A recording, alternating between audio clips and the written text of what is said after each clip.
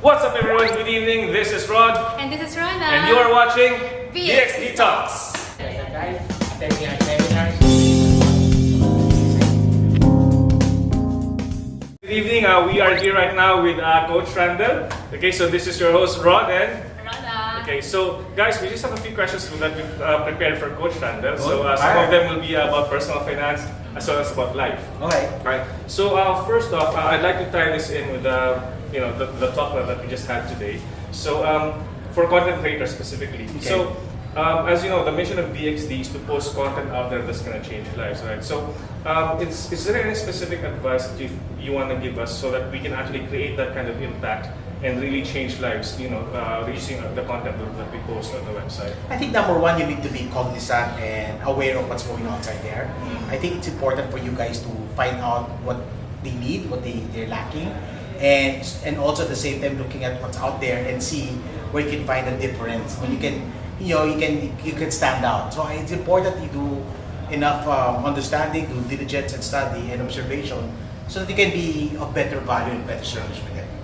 So it's really try to understand what's... Yeah, I think it's important for you to get to know them, get a pulse or a feel of who they are. If there's a way for you to communicate with your potential readers and everything, that would be good, because so that you don't have to guess the content, the idea that they actually need. But at the same time, you have to make sure that what you do is authentic, what you do is ethical, what you do is of high, no question of integrity, so that you can actually make a strong impact and a positive force for these things. Okay. Now, you mentioned earlier that purpose is also very important in everything that you do, right? So nowadays, obviously, I mean, we're trying to address the content we have is also trying to address, the current ills that we see. Like, for example, mental health is an issue right now, especially with the kids. And a lot of them have that problem mainly because they can't seem to understand what their purpose is. So because they don't understand the purpose, they get depressed and they have so many issues. So with that, how can we help them? Help their purpose in life and actually guide them. At the end of the day, purpose is very personal. I think it really depends on that person. But my view on purpose has always been, you need to understand purpose from the perspective of the person who gave you that purpose. So for you to know your purpose, you should know who your purpose giver is, and that's your creator. So very important that they understand that, because purpose, I believe, is not given. It's not something you feel, it's not something you want to do, but it's something that's given to you, and it's according to how you were created and how you were raised in His likeness, in His image.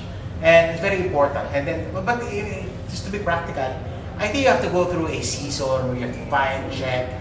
I don't think you're 12 years old, you already know your purpose, right? So you have to have enough experiences, enough failures to be able to understand what your true calling is. Experiential, that's experiential. And Sir Randell, because when I was listening to your talk earlier, I was hooked by how your purpose maybe brought you to some places, and how I commend your faith that God is reminding you to really go that far, to look for that purpose, and always remember that purpose, what God intended you to do. Since you're traveling abroad, you're traveling to places through your lectures and stuff like that.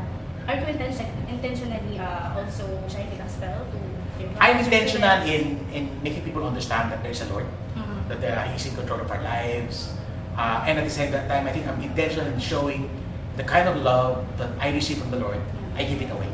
As to, will it lead to the share of the gospel? Sometimes no. But what I'm deliberate is about anybody I get to meet. I want to be able to leave a positive imprint and to show love to them the way I was given love by people who love the Lord. So basically, that's for me, that's the true gospel. Along the way, it's I think the Lord's way through His Spirit to reveal Himself. I'm just there. I'm just an instrument to be used. No, I believe Rona also has a question for people of her age right now, like the millennials. So when it comes to finance, right, I believe you had something in mind. Like, what are the quick ways, or not exactly quick, but more of a quick advice to them on how they can achieve financial independence, from 25 onwards? Well, it starts by reading my book. That's of course a step-by-step guide, attending my seminars, and reading my blog. But kidding aside, I think it's really very important to understand your goals in life. I think a lot of people, especially the younger ones, you're a millennial, I'm from a millennial from the last millennium. But basically, we should understand what we need to prepare for. it's very clear that there are objectives in life, there are goals. And the earlier you identify that, the better for you. So you can prepare and plan for it. Because if you do it early, it's going to be easier. You know, you have less money to put out, more time to wait. And then even if you make mistakes, there's just a time you can recover. So the earlier you understand your objectives, the better. And that's what financial planning is all about. That's why you do that. That's why I write the books, I do the seminars. So that I want to see everybody, Filipinos or otherwise, to understand the value of goals. And a lot of our goals are financial in nature as well. So that kind of helps. So I have something in mind when it comes to investing, which is what really is important the most: the time that you start, or the amount of money that you start. I think that's relative, no? So if you're starting early, then small amount will go a long way. But if you're starting late, then there's a big amount that needs to be involved. It becomes more difficult. So that's where time becomes a leverage. So that's a reason why I think young people should be investing more, starting earlier, because their small amount can go a long way. Remember, investing is more about time rather than timing. So that's why when you do that, then it's better. No? A lot of people try to do investing late, and then they make a lot of mistakes, and then it's not enough. Then you have a problem with that. So yeah, just make sure that you understand what you're investing. Study, do diligence, you understand your objectives, you understand your time frames, and your risk tolerances, then you can go forward. And that's also, I know, build your future for them. There you go. So last question. So just to cap this interview, I want to close this with this question. I hear this a lot, and I'd like to hear your interpretation of this. So every financial decision is a spiritual decision, right? So I would like to hear your thoughts on that. I think that's in one of my quotes. No? Yes. But basically, I think at the end of the day, I believe we're spiritual beings. So the decisions we make here will have an eternal perspective. So whenever you do that, you need to understand, I said, are you spending money? Are you putting it to gratify yourself? Or do you have a bigger picture to understand? I believe wealth and the ability to create wealth comes from the Lord, but it's for His purpose, not for us. So I think that's very important for you to have that understanding. That's why the decisions that you make will have a spiritual one. So a lot of people go into a lot of financial trouble because it's more about self-gratifying. It's about their whims and understand, and that it's not good for you.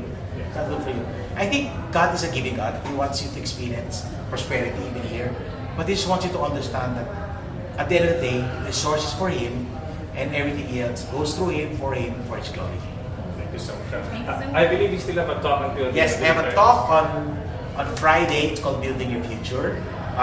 We're doing that in Dubai, so please catch us, Hyatt. Maybe we'll put links somewhere.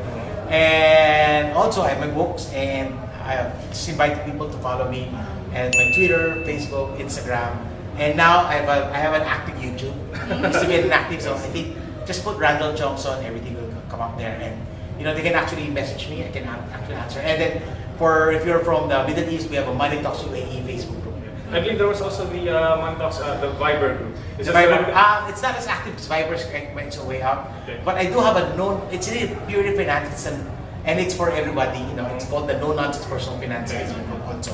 So I have one for the UAE and one for more global. And then of course my YouTube, my Facebook, Instagram, and Instagram stories.